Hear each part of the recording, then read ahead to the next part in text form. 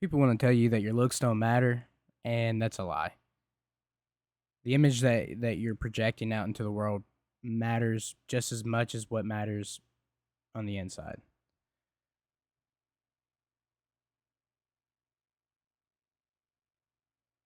Pretty privilege is a real thing, and I think to get that quote unquote pretty privilege, it's not really you have to be pretty per se. I think it really just goes down to a silent respect of how you see yourself and and vocalizing that without actually having to vocalize it. So it's just the way that you carry yourself, the way that you're speaking, the words, the tonage, your presence, what you're wearing, the behavior that you allow people to act towards you.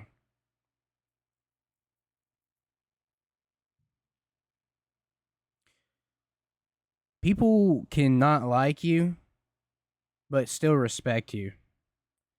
I like to always think of Tom Brady. I've never really been the biggest Tom Brady fan. I'm not even really a big sports fan, but everybody knows Tom Brady. And I was always the hater that would always kind of cheer against him at the Super Bowl. I don't watch football, but I would always catch the Super Bowl. And I would always see Tom Brady in most of these Super Bowl games. And it was just like, I have to cheer against him. I have to root against him. And I think that, but there's always a thing I would say I would always respect him. He's the best quarterback that's ever done it. I don't care what anyone says. I'm not tapped into football like how some people are, but he's the best that's done it. Everybody knows it. It's a fact. And it's more than just how Tom plays the game. He's of course he's fantastic on the field, but it's just his presence. It's just he's so confident with who he is as a person that kind of spills over into all other aspects of his swag. Um, so we're always throwing out signals into the world, and I think it's just realizing that we're doing it and not being arrogant. Not arrogant, but being ignorant in what we're projecting out.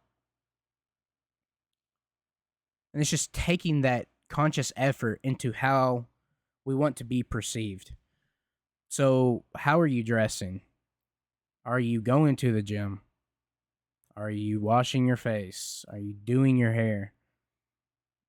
Is your shoes clean? I mean, you don't have to have big, expensive shoes, but are you polishing your boots? Are you wiping them down? Stuff like that people pick up on. Are you brushing your teeth? What's your BO? Are you stinky? Do you smell like cheese? Uh, you can't be smelling like cheese out here, dude, and not get treated like a rat. Are you whitening your teeth? It's stuff like that. It's just you're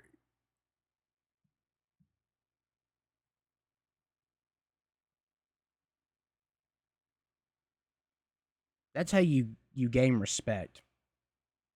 You don't have to be gorgeous, like I said at the beginning, to get that pretty privilege. It's just showing up like you put effort into it. You don't have to be the fittest person. You don't even have to have the most expensive clothes. It's just okay, I took the time and the effort to coordinate the clothing that I'm wearing.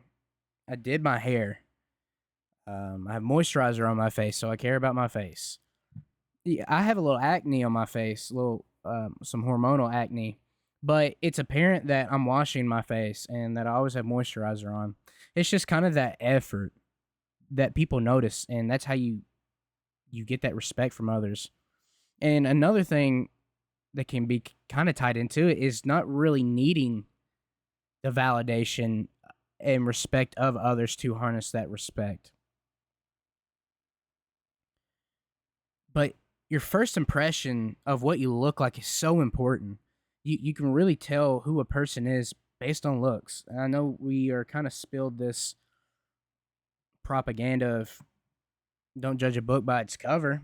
And I mean, sure, there's truth in it, but if I'm seeing,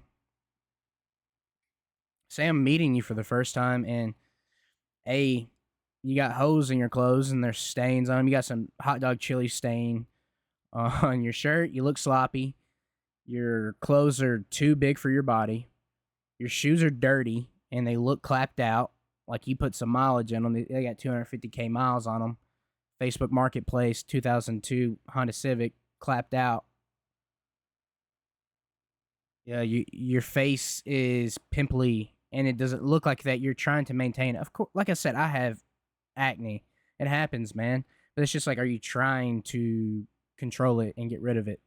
Because you can see that definitely in somebody. What's their hair looking like? Is their hair fitting their face style? Their facial hair, is it being kept up? Your grooming habits, like all this stuff matters. I don't care what anyone tells you. It does matter. Is their teeth white?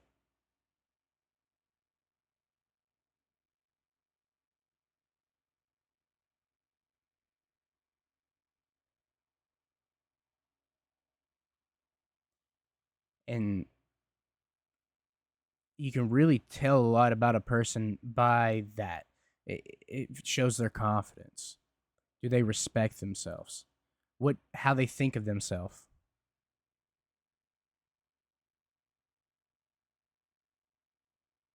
And if you, I've noticed this. I started putting effort into my looks and how I present myself, and and caring how you look is not really so much on how, like, I'm not putting on an outfit thinking like, oh, are people gonna like this? Is this? Do you think people will be okay with this? No, it's not that. It's just, how do I look? Do I think I look good? Like I've asked people before, like, hey, do you like this? Or do you like that? And they're like, nah, not really. And that's just their personal choice. I mean, yeah, I asked for their advice. I don't have to take it.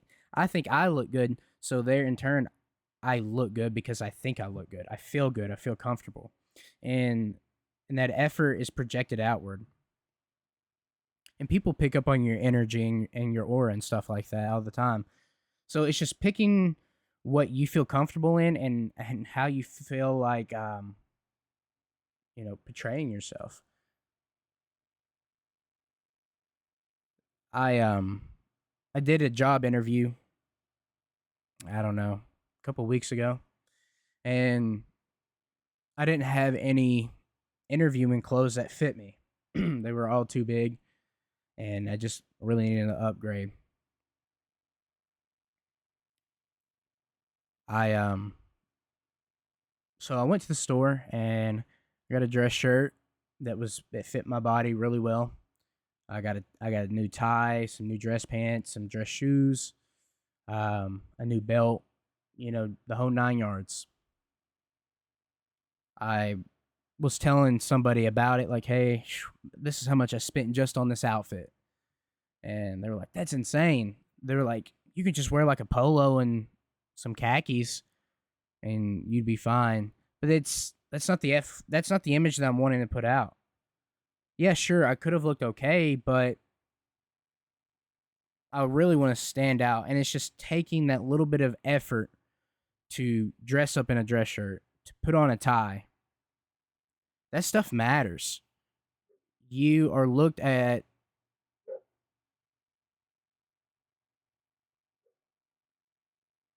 the, in a more professional way.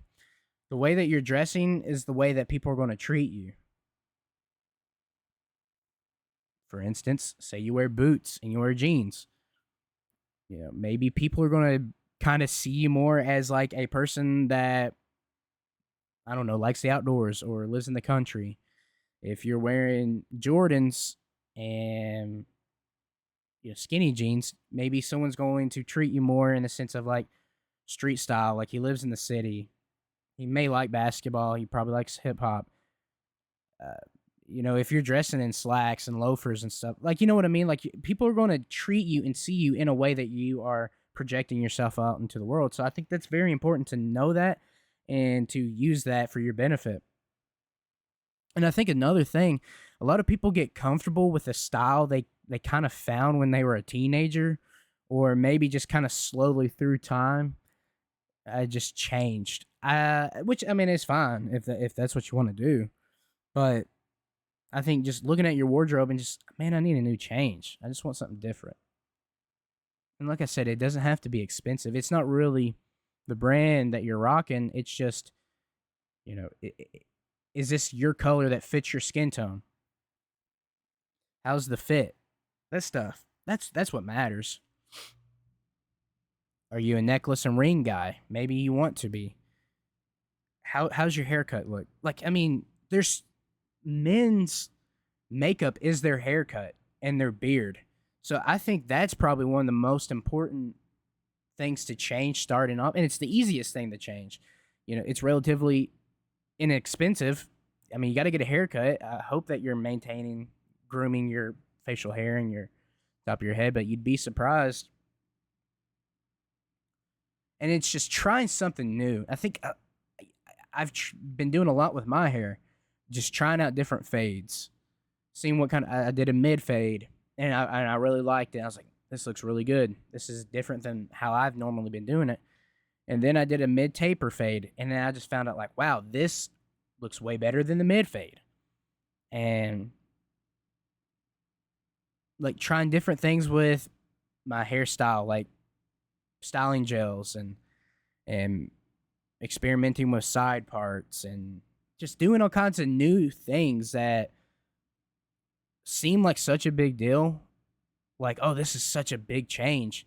And yeah, it is, but it's not like a big enough change to where it can cripple you, I guess. Like, I mean, you can get a bad haircut, but at the end of the day, you can, if you really don't like it, you can try to style it a little bit different with gels and creams. You can rock a hat. You can buzz it. You know what I mean? Like, you have so many options, and it's just taking the step to not care what other people are going to think and trying new things to project how you're feeling. Like, trying a new hairstyle, people are going to notice, like, oh man, he's got balls, he's got courage. And it's just, what you're trying to do is you're trying to find out who you are, your image. So just try a different hairstyle. I'm telling you, it'll do wonders. And at first, you're not going to like it. I feel like I don't really like a new haircut or a new fade the first 3 or 4 days. You got to let it marinate. Everybody knows when you get a haircut, it looks the best a couple of days after. So really let it set in and then look at it. Maybe experiment with a side part. Try a new facial hair style. There's so many things that you can do. So I recommend starting there and going from there, looking at your wardrobe and just getting rid of all the stuff. I mean, you can have a couple lounging clothes, but just like what you're going to wear out. Like, what are you a collared shirt kind of guy? Are you a graphic tee kind of guy? And it's just understanding who you are and what activities that you do, and then just try to complement your outfit and your attire to that. Like, I mean, don't go overboard and like pick me, but just kind of like, I don't know, like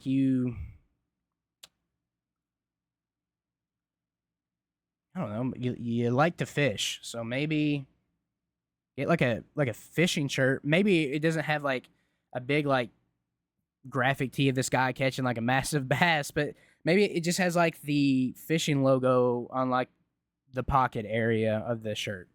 It's okay. He likes to fish. It looks good. It's tailored to him. He likes to fish. Um, I don't know. Maybe you like sports, so you're gonna rock a fitted hat that has your favorite sports team on it, and it's just an image that's gonna suit your environments that you're typically visiting, and it's just, hey, this is me, and this is how I feel comfortable, and this is how I'm wanting to show everybody who I am. And then for the interview, I could have went in there with a collared shirt that I would normally wear for like business casual, but I want to stand out. I know what my environment is. It's a very business professional environment. So I'm going to go in there with a dress shirt. I didn't have a blazer, but I got a tie. I got some new dress shoes. I got a belt. Tucked everything in. Did my hair. I was looking snazzy. Was looking fire. What is it? Body was tea. Hair tea. And in doing that, I kind of stepped into that. So I was trying to look business professional. So I got dressed up, and it kind of put me into a mode of business professional. So when I went into the job interview, I was geared into that mode of corporate. This is my resume. This is this and that. It's just kind of what I was geared into. I wasn't normally used to dressing like that. So when I stepped into it, I became the most of that, if that makes sense. So it's just kind of like picking out your outfit and your wardrobe to who you are and how you want to be treated. So get rid of all the chili stain shirts and the jeans that have holes that are not supposed to be there. Like maybe you took a pocket knife and I don't know, you trying to cut a hot dog and slipped and cut a hole in your jeans. Throw those out. Your clapped out sneakers, throw those out. And just like get like two or three good pairs of shoes, get some good outfits, and just put effort into your image. That's the most important thing. That's kind of what I want to drill into your head is just the effort that you're putting into it. That's going to be noticed, that's going to be picked up. And how you feel when you're wearing that. Like, hey, I got a nice clean shirt on. It may not be anything like souped up. It might not be anything special, but it's clean and it's taken care of and it's washed and it smells good. I got some good pants on. I just polished my boots. I did my hair. I got a watch on. Like I kind of gear into that. Like I'm gonna walk different. Like I'm gonna talk my best. You're kind of telling your brain like, hey, this is what we're doing right now.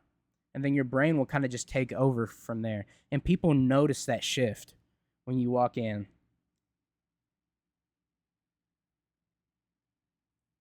Like you can walk into Walmart and no judgment. I mean, do what you want to do, but like the people that wear like pajama pants and slippers, like it's kind of trashy.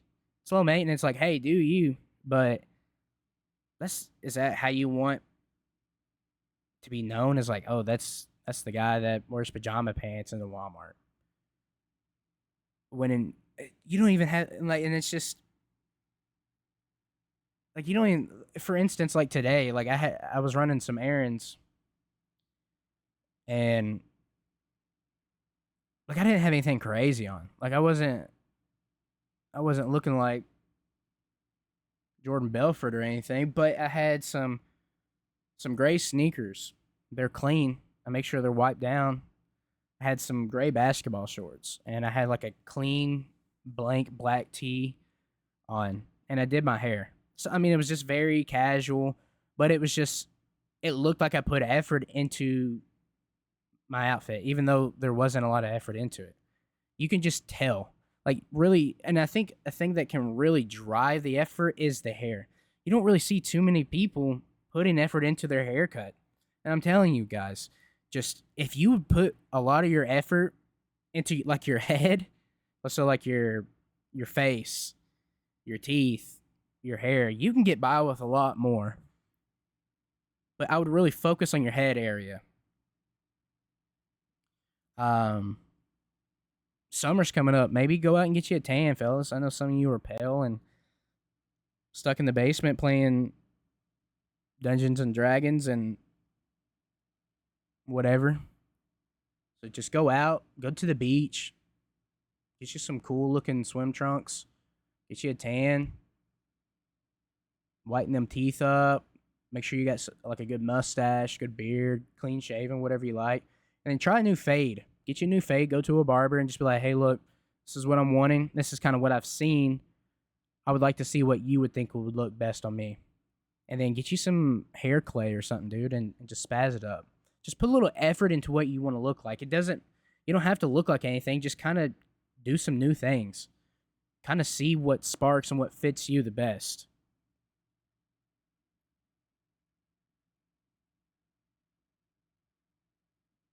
I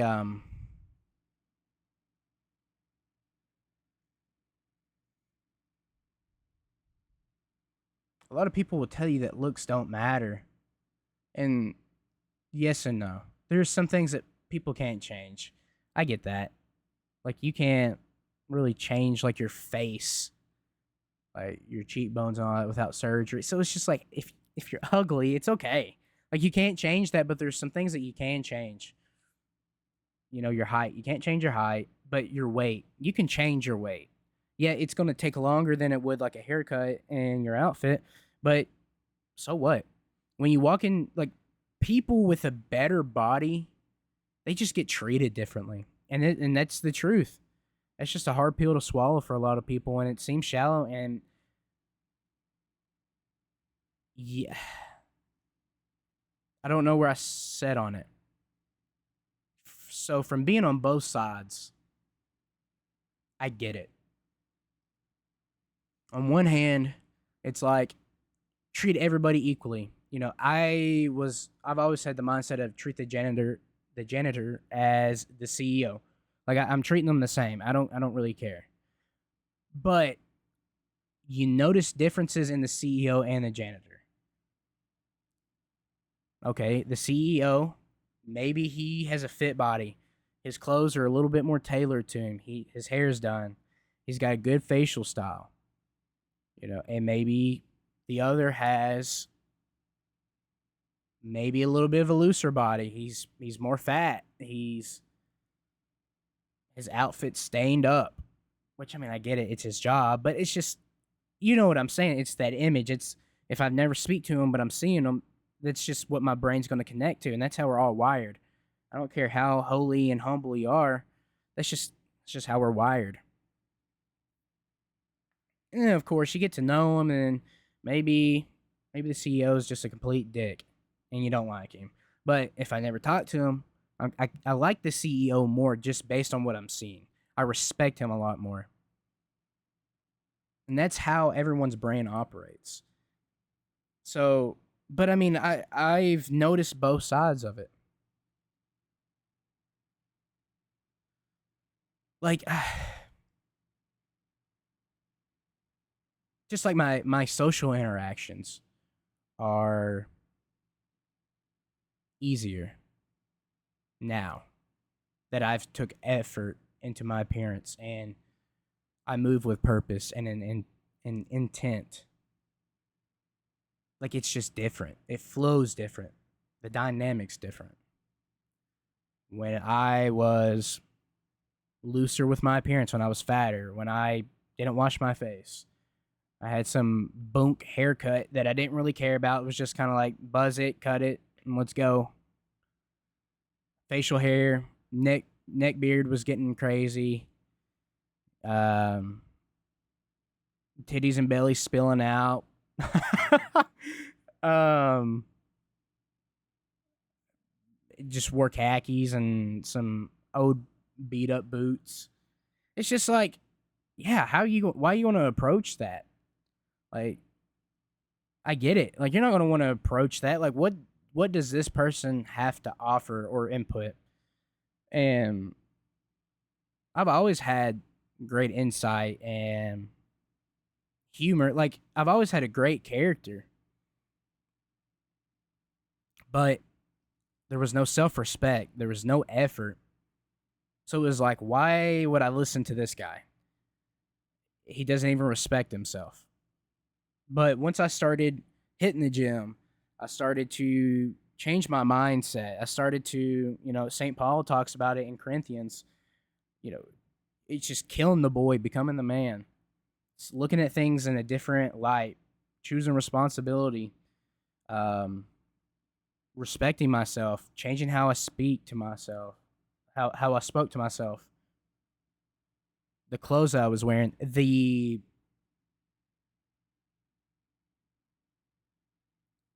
What am I looking for? Just like the courage to try new things. Like sometimes you'll get a haircut and in theory it's going to look good and it comes out clapped. You know, you just don't look good. You look cooked.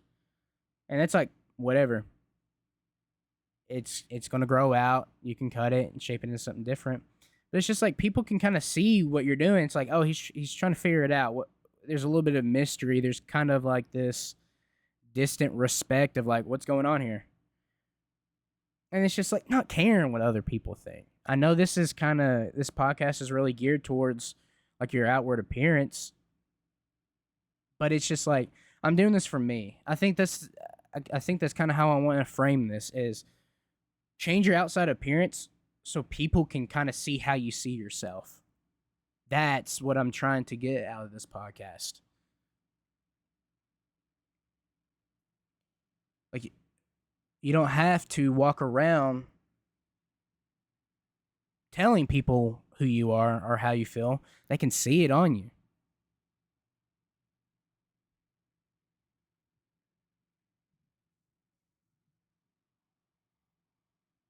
But you know, and it's just not being scared to try new things. A lot of guys are scared of trying new things, and it's not that big of a deal. I always thought it was something, and if you're not used to change, sure, maybe it is a big deal, but maybe it can be a small change to get you comfortable being uncomfortable. That's the biggest thing. We're not taking care of our appearance because it's maybe we've looked this way for a while and it's just safe. It's comfortable. Nothing unordinary is going to happen. This is just how this has been. And I kind of don't want anything to change. And that's not a growth mindset. That's kind of a weak mindset. Maybe you want to change, but you're too scared to change. Don't be controlled by your fear or be controlled by people's perceived.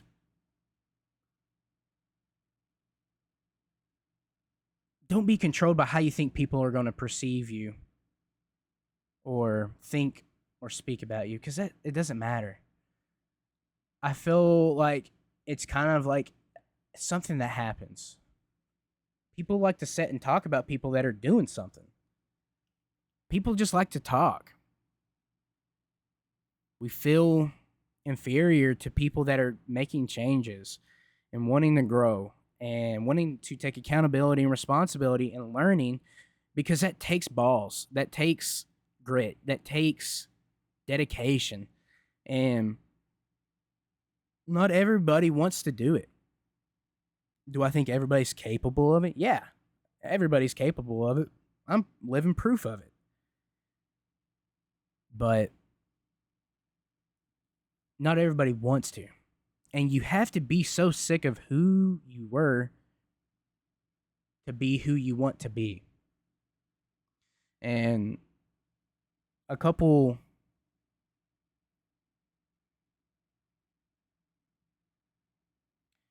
quote I have quotes written on my fridge. And one of the ones that I've really taken on to this year is the willingness to be a fool is the precursor to transformation. If you want to grow, you're going to look stupid. You're going to look like a fool. People are not going to understand what you're doing until you do it.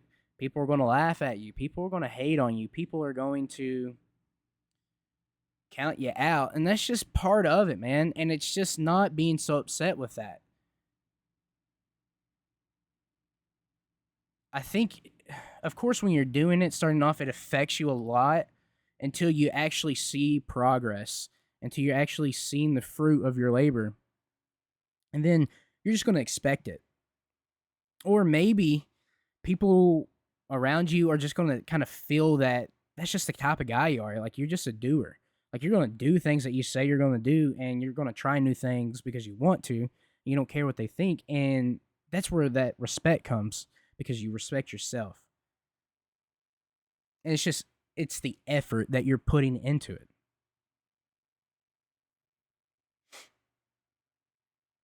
People are always going to think and talk about you because it makes them feel better about themselves for not doing something different.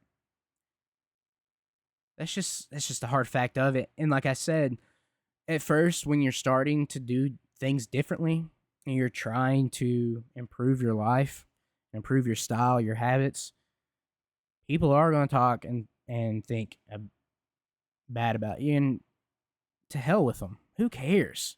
At the end of the day, in 5 years, who are you going to be? What are you going to look like? What are some of the things that you're going to achieve? What's going to be your values now, and what's your values in the future, and where are they going to be at? And this is not like a yeah, it kind of is.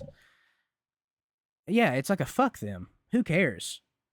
Like not in like I want you to do bad, but it's just like who cares? I don't really care.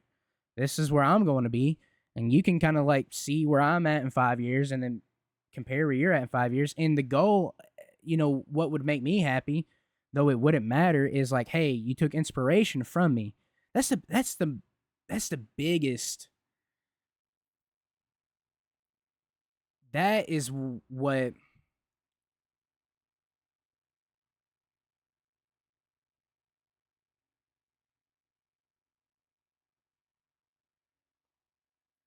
Let me process what I'm thinking for a second.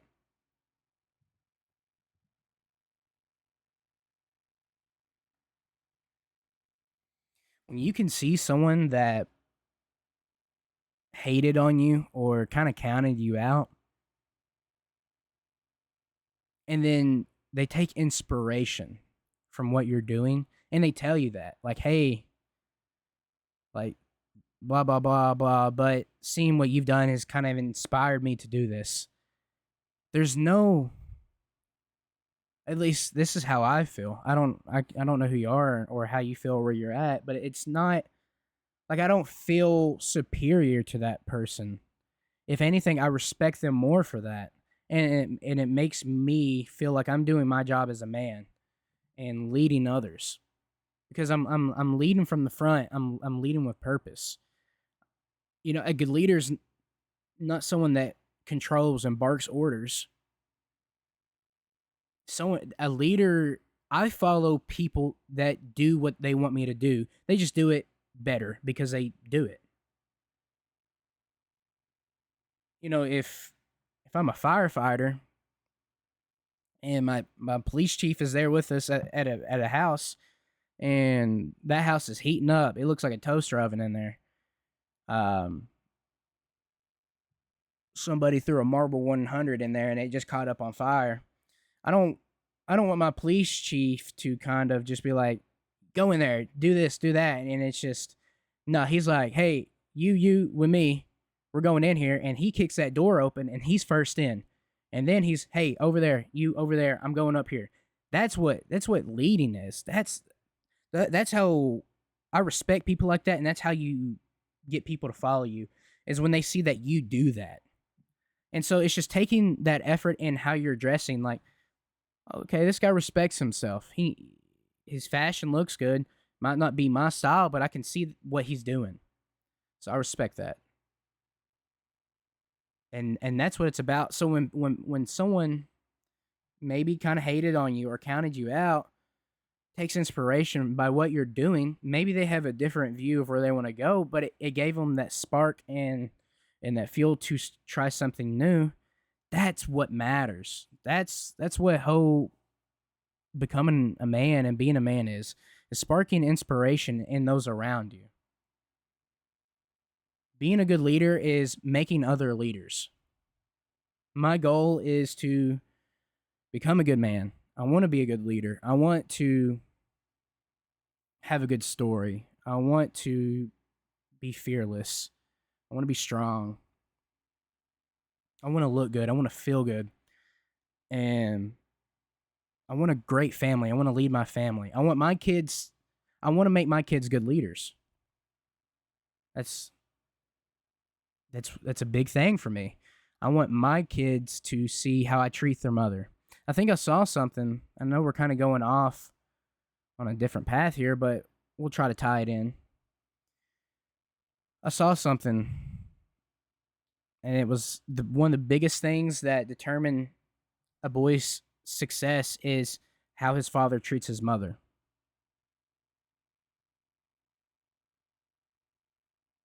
And stuff like that really opens your mind and your eyes to a lot of things.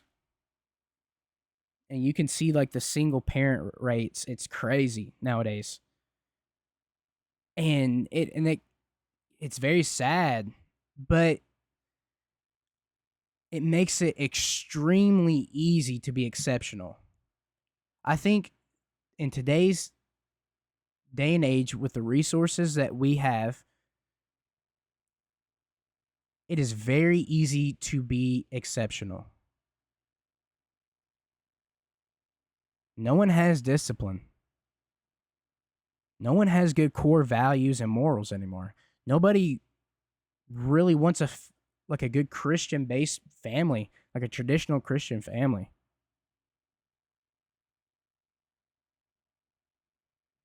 Guys are lost and very immature. It's if you can have a really high EQ, if you can at least read on the 5th grade level, put effort into who you are as a person, dude, you'll be the top 1%. By the time you're in your late 20s to your early 30s, if you start young, dude, you'll be at the top of the game. Like, you'll have your pick of the woman that you want, the career that you want, the friends that you want. If you put the effort in and you go through all the hard shit now, pardon my French, you're going to be a top. You won't have any competition. There's just because this is not something that a lot of men worry about until they get up there in age. So start now, man. This is so important. You're a lot of people will tell you, "Oh, just have fun. You're young. You're in your 20s." Okay, who are the people that are giving you that advice? They're in their 40s, 30s, 50s, whatever, and they're not living a lifestyle you want. Stop taking advice from people that you don't want to model your life after. It's just it's if I could offer one piece of advice and never say anything else again, it would be that. Look at the qualities and the quality of their life and what they stand for and what you want. Could you model your life how they've done their life?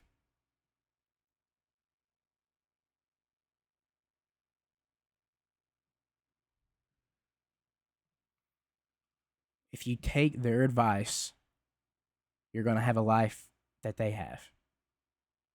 Do you want their life or not? Simple as that. Be selective on who you're listening to. Don't let their ideas and their projections clamp onto you if it's not a lifestyle that you would like to have for yourself.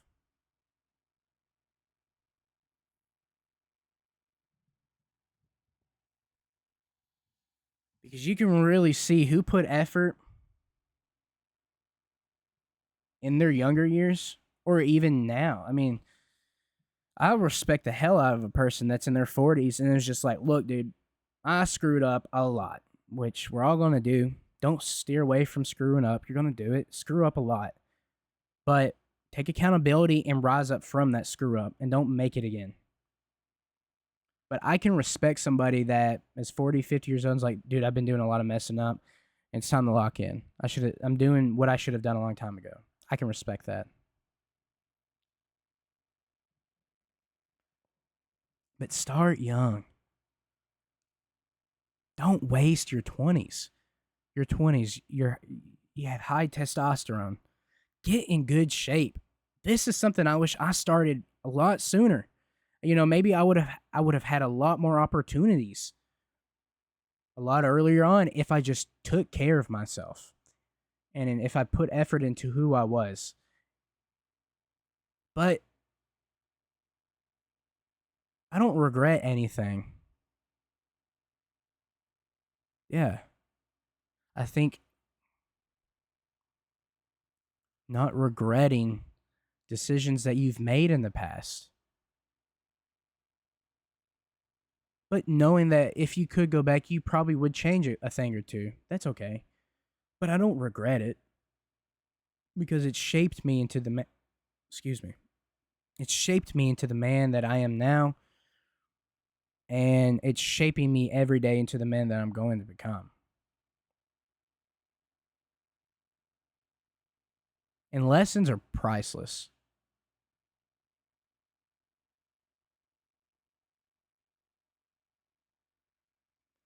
I don't I don't steer away from a learning experience. I I used to be stuck in my comfort zone and I didn't want to get out of that. I didn't want to be uncomfortable and to experience new things and to hit my emotions head on. It was just all uncomfortable. I mean, it's still uncomfortable now, but I'm comfortable being uncomfortable. So now I don't live my life based in fear. I don't I don't have a filter as much. Of course, I try to be mature with things, but if I want to say something to someone, I'll say it in a respectful way, but I'm not changing my message to please that person. If I want to say something, I'm going to say it. I'm a grown man. If you don't like what I have to say, I don't care. Walk away. I don't care. But I'm going to say it. I'm not here to please you. I'm going to say what I say, like it or don't like it. Who cares? I'm going to go my way. You go your way. Don't be scared to be yourself. Another quote that I have written on my fridge is authenticity requires rebellion. To be yourself is an act of rebellion. People want you to be what they want you to be. And that's just how it is. And I don't think people are inherently bad for that. I think that's kind of something that's just human nature. You know, I want my needs. Like I try to think of it like a caveman, I guess. It's just I want my needs fulfilled. So I want you to act in a way that's going to help me get my needs fulfilled. It's very selfish. But in being a man, it's making sure that our own needs are being met by ourselves. And you can have help. I'm not saying don't have help, but don't be relying on other people for validation, for resources. But if you can provide for yourself and all your needs and wants are met, you can lead other people. That's how you can be authentic, is because I'm not scared I'm going to lose resources by being authentic because I'm meeting my own needs. That's what being a man's about, is meeting your own needs so you can be authentically you. And people respect that. And so when I'm taking care of myself, my hygiene's good. Nose hair is trimmed down, ear hair, eyebrows trimmed down. I got a clean looking hairstyle. My clothes look good. What that's telling the world is I take care of myself. My needs are being met. I'm somebody that respects myself. I'm confident within who I am. That's what I'm telling the world. And it's deep like that. It's really that deep. You got to kind of dive deeper than the surface stuff.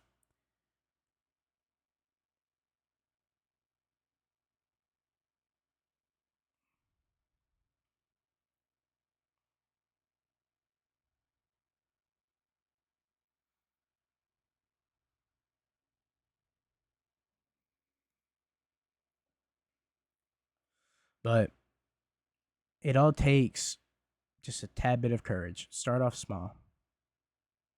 I know how uncomfortable it can be, and that's okay. But you got to lock in, dude. It's tough out here, especially if you're a man. I'm not a woman. I don't know women troubles or mindsets. Like that's another channel. But I'm speaking from my own experience and my values. It's tough. We have a lot of responsibility as men. We're held responsible for our wives, our children, for our churches, like our communities, especially if you're a spiritual leader. Like, we're held to such a high standard.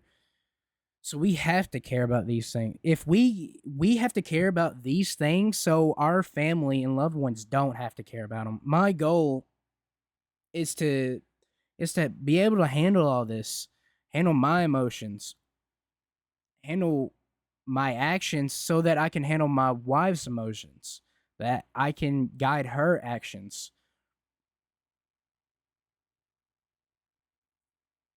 That is what we need to be striving for.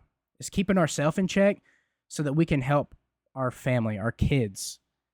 That's what we're called to do. I was actually reading today. Let me see if I can find it. I made a note in the Bible app about it. Um, Let me see. It is, so it was in First Timothy. Um,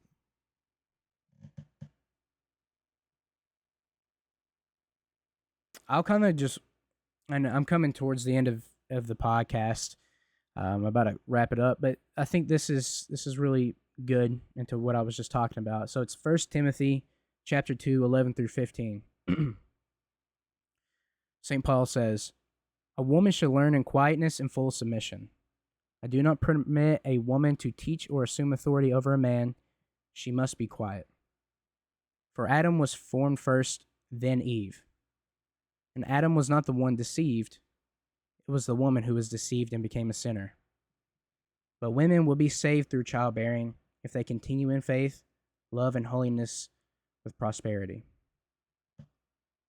Now, of course, a non-Christian or yeah, a non-Christian would see that as as oppressive.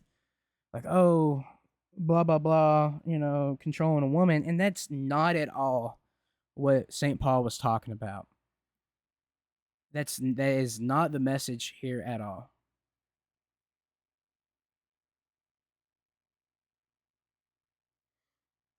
What what I noted onto that scripture was,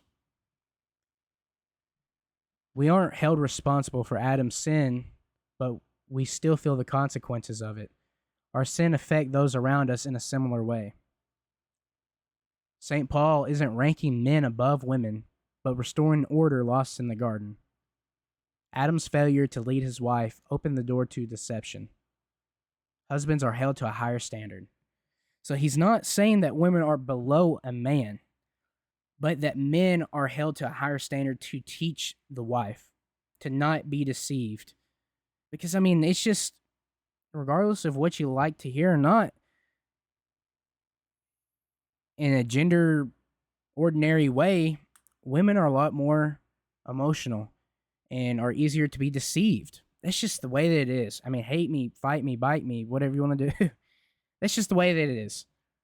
And so for a man, we go through all these trials and we're building ourselves and strengthening ourselves, our mind, our body, our soul, so that that doesn't happen again. So that the garden doesn't happen again. That we are being held to this higher standard to not allow our wives to be deceived and ultimately being passive when we should be taking action to steer and lead, not control. We're not controlling. We can't control our wives, but to lead our wives. And the way that we do that is by harnessing respect from our wives. That's something that St. Paul talks about as well. I can't remember exactly. It might be in First Corinthians. I can't remember. You can look it up. But St. Paul says something like, men should love their wives as Christ loved the church. And that's just like sacrificing yourself. So that's our main duty to our wife, is to love them and to provide and to die for them. But ultimately, dying for them means living for them too. So that is strengthening ourselves. That's providing, that's protecting, killing ourselves every day, sacrificing ourselves every day for our wife.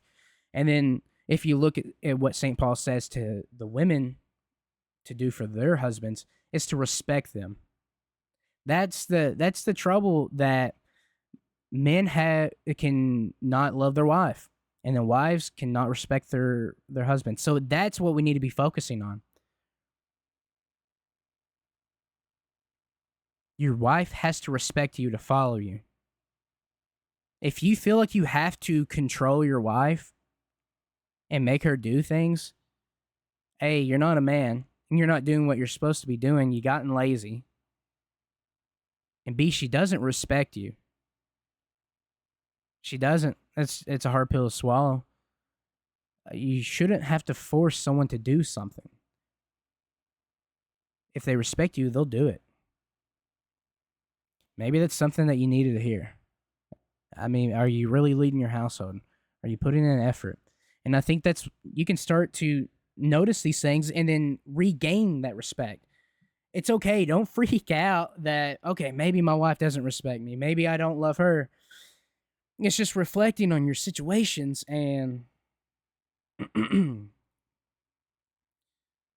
don't, a way to get that respect is by not seeing the sins and the wrongs of that person. Not saying that they've not done wrongs. Of course, they have their wrongs and what they're doing is wrong. And that will probably need to be addressed. Yeah, I would say address it. But also address your own wrongs. And then from there, don't tell your wife to respect you. Demand that respect by your actions. So, what can you do? Think about things that you can be doing. All right, I'm fat. Okay, I'm going to clean my diet up and I'm going to exercise. And then there's going to be an instance where the wife's like, let's go out to eat. Okay. Let's go on a date night, whatever. Your wife's going to order what she wants to order, whatever. But you're going to make that change. And she's going to notice it. She might even say something about it. Okay, maybe I want a 6-ounce steak and I want green beans, no butter. Maybe I want a baked potato, no butter, not fully loaded. Stuff like that. Just like these small changes. She's going to see that. She'll probably call it out. But that's you caring. Okay, I'm on a diet. I still like to do date nights with the wife, but I still have my duties and my responsibilities that I need to fulfill, even though the circumstances change. That garners respect. Changing your wardrobe. Maybe you're dressing too old. Maybe you're dressing too young. Find out, around your age and get some clothes that fit you better. Especially if you're losing weight, you kind of have to stay on that a little bit more. Be like, okay, this fits a little good. And wiping down your shoes, washing your face, try a new hairstyle. Do your hair every morning. Shave if that's what you do, or keep the beard trimmed up. That garners respect. That's how you're going to get that respect back from your wife. You can't force that respect from her. But by you caring and putting in effort, that garners the respect.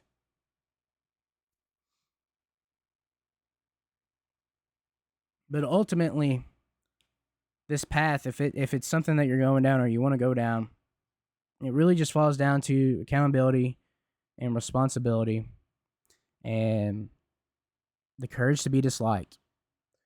People are going to hate you for succeeding and they're going to hate you for not succeeding. So you know what I say? Fuck them. Who cares? I'm going to do me regardless, and you can watch by the sidelines as I'm doing what I'm doing, or you can join me if you want to change. But you got to change with me because, baby, we're going somewhere. And you can be my little sidekick and rock with me or not, but I'm not carrying people. Have that energy. That's who you are. I'm not carrying people with me no more. You rock with me or out. It's cool. Don't hate you. But, baby, we're going places.